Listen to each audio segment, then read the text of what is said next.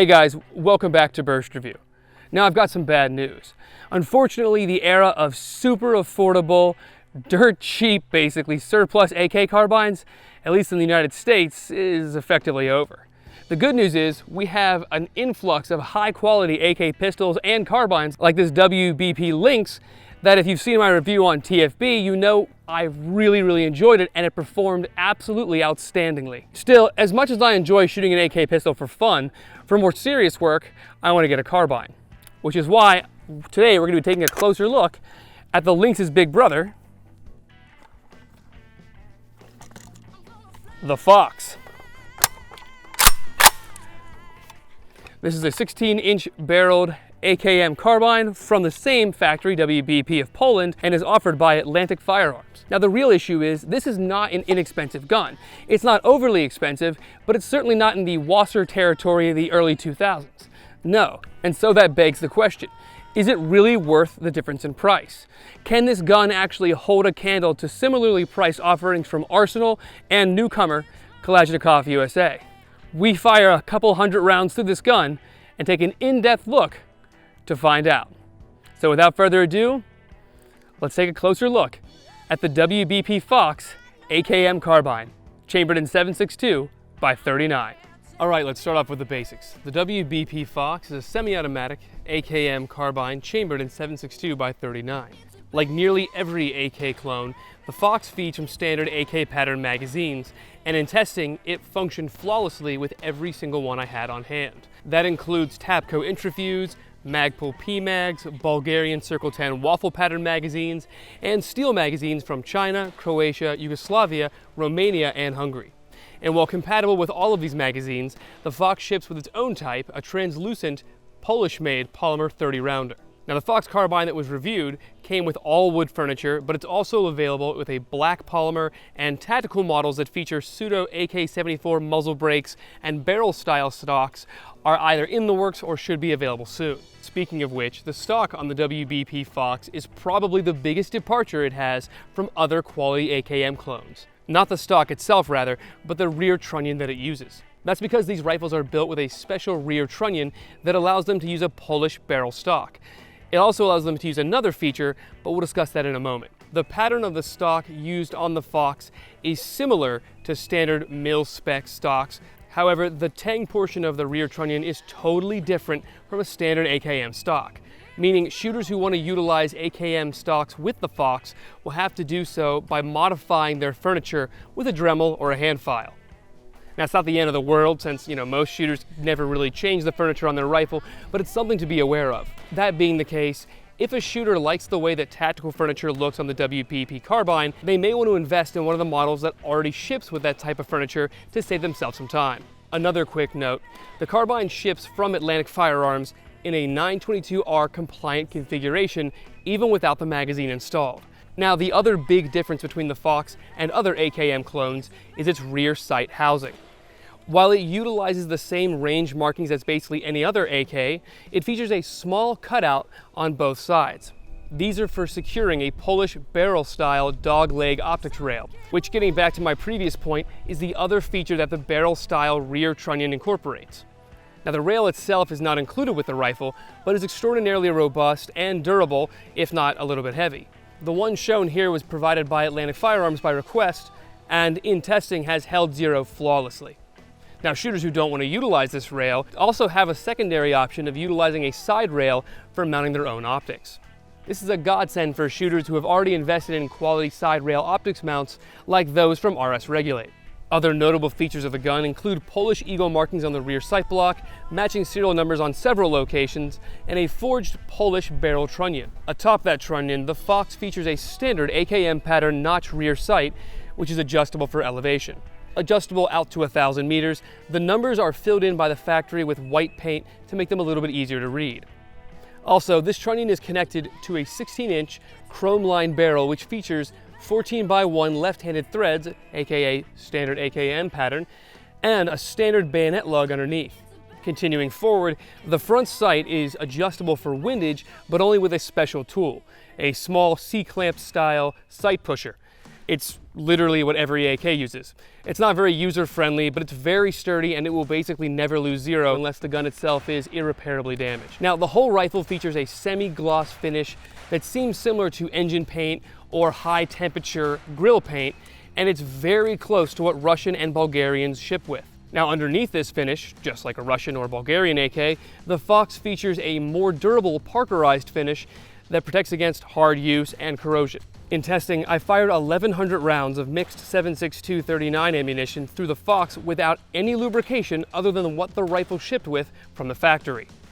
The ammunition utilized came from China, Bulgaria, Belarus, Russia, and even brass-cased rounds from Winchester and SST hunting rounds from Hornady.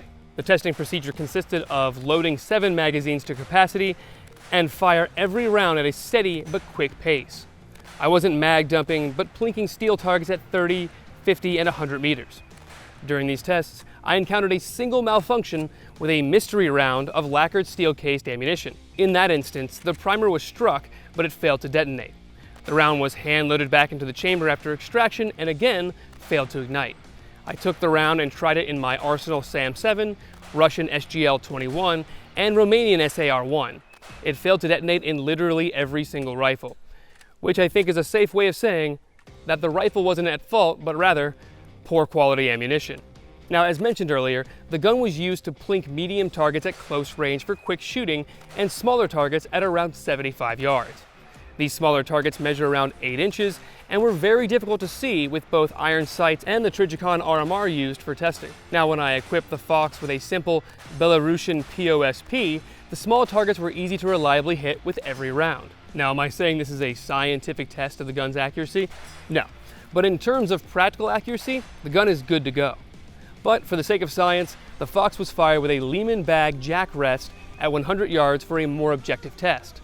3 brands of ammunition were used, with accuracy readings being the result of the average of 4 5-round groups fired 10 minutes apart to allow the barrel to fully cool. Also, to minimize shooter error, because this shooter has crappy eyesight, a massively overpowered but crystal clear Nikon Black Force X1000 4-16 power scope was used along with some rock-solid worn scope rings.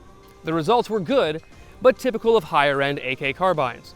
The best being Hornady's SST rounds, whose best group was 1.35 inches, and the worst was 1.91.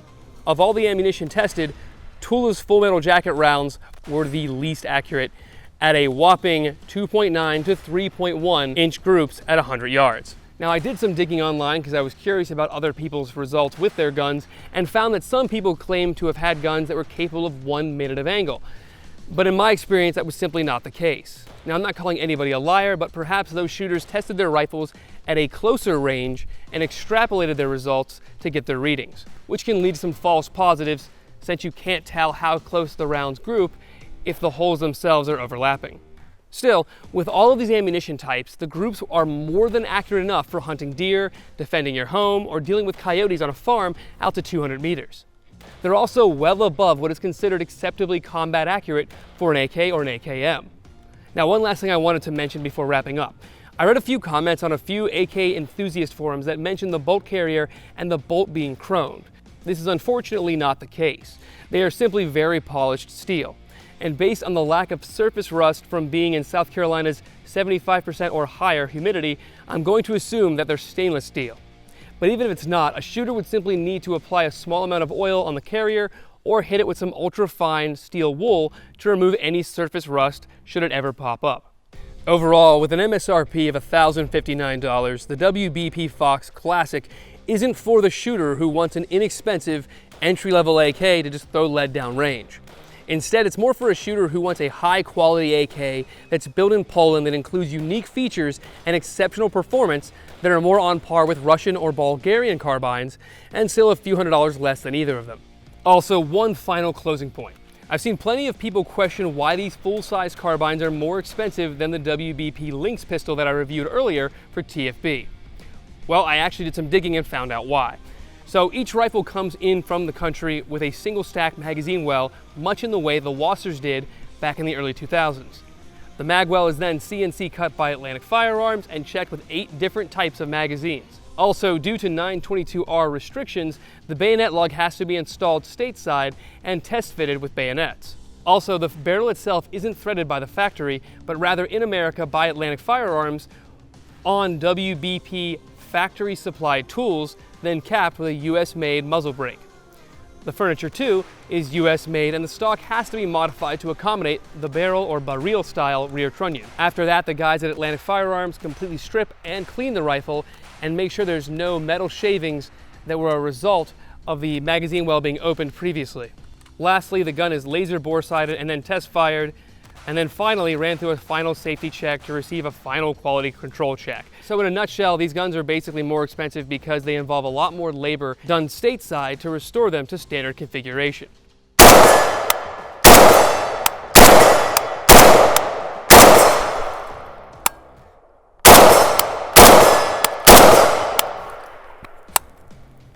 Hell yeah, what a phenomenal carbine.